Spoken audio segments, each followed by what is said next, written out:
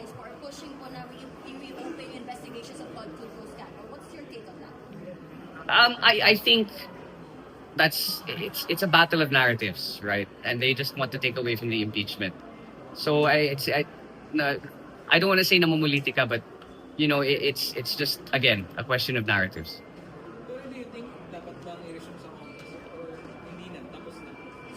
Alin po? Yung investigation ng My stance on that from the very beginning has been the same.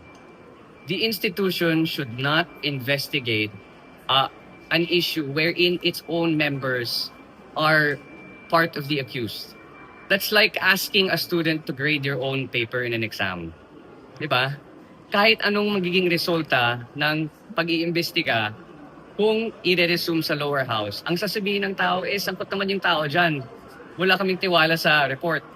So let's leave the ombudsman and the necessary bodies to do that to do that themselves. What's your message to those allies na paulit-ulit po itinutulak na isa natin ulit yung Todd Tulfo scandal investigation? Wala po akong mensahe para sa kanila. Sir, baka meron in the context na yung Davao binabahagi. Ano po? Yung Davao ngayon, sila yung nagtatawag na investigation. No comment.